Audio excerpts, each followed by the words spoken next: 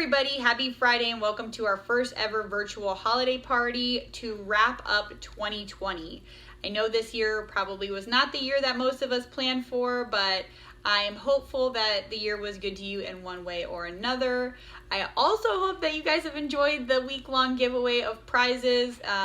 Even though we could not be together in person, it gave us a really awesome budget to get some pretty awesome prizes to give back to you guys. So congratulations to everybody who won. There's still prizes that have been given away today or will be given away potentially after I have this video come out.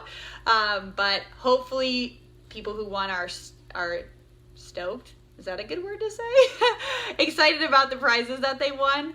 And you got something that maybe you had your eye on and just haven't pulled the plug on. So fingers crossed that this was a good year for that and giving back to people. But to end the year, we decided to bring everybody together to play a fun game that is one of my personal favorites, thanks to Tammy Olson.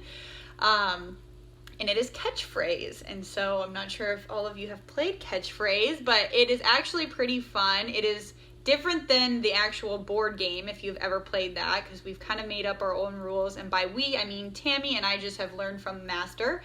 But I'm going to go over the rules and how the game's going to get set up, how to play it, and some directions, just to give you guys an idea. And if you have any questions, you can follow up with your supervisor who's leading the room, because I have taught them all the ways of the game. So to get started, you have been pre-selected into your teams, and the supervisor, if they have not already done so, they should be splitting you up into your teams. So there will be one player from each team that is selected to pick a background. You'll want to make sure your background is different than the one on the opposing team and contrasting, because you want to know who's on your team and who is not on your team. So everybody that's going to be on team one will match their background to the player that is picked to select the background, and the same will go for team two. You will have 4 to 5 players on each team that's delegated by the supervisor. Once you do that, the supervisor will start dividing out words. If you have 10 people in your game room, you will get 4 words. If you have 8 people in your game room, you will have 5 words.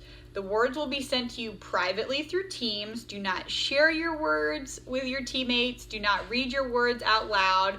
Just get familiar with your list. Maybe write it down on a piece of paper, so that way you know what words you have described and what you haven't. You can kind of cross them off as you go along, and then start thinking about how you're going to describe these words or phrases to your teammates. So once everybody has their words and everybody has settled, the supervisor will direct which team is going to go first and which player is going to go first. And that player will have 13 seconds to describe their word or phrase to their team members. So the opposing team does not want to guess at this point. It is just the one team going. So let's say that first word up, and I'm going to use my favorite, and all the supervisors are going to laugh when they read this or see this video, but Will Ferrell. Let's say the first person's word is Will Ferrell. They could say he's an actor, he's in Step Brothers, he has curly hair, he was in Ricky Bobby. They can say anything along those lines to describe Will Ferrell. They just cannot say the name Will Ferrell. They cannot rhyme with the word Will Ferrell, so they can't say he's an actor and his name rhymes with Bill Barrel. And they cannot say how many syllables or how many words are in their phrase. If the team one guesses that word in 13 seconds, then they get 1 point. If they do not guess the word in 13 seconds, the opposing team has a chance to steal, and they have 3 seconds to guess it in the steal. If they guess the word in the steal, they get 2 points. So you can really come from behind if you get a couple of steals and put your team in the lead. If the team describing says the word on accident, or even a part of the word, like his first name is Will, then that word is just a washed word. Neither team gets point for it, and then it will go to the following team to guess whatever word player one picks from their word list to describe. It will alternate teams. So once player 1, team 1 goes, then player 1 on team 2 will go, then player 2 on team 1, and then player 2 on team 2. You'll work your way through the list as many times as you have to until everybody has described all of the words on their list, and we come out with a winner. And one more thing, if you are the opposing team and you guess while the opposite team is describing, that team will get the point. So you want to make sure you pay attention to backgrounds and the people that are on your team, and you're only guessing when your team is up, so you're not giving away points to the other team. And then you just want to make sure that the whole phrase is described. So if the phrase was making a s'more or something along those lines, the team can't just say s'mores. They have to say making a s'mores or whatever your whole phrase is, hence the name catchphrase. But other than that, I think that is it. The supervisors have also gone through this training to learn what the rules are and how to play the game.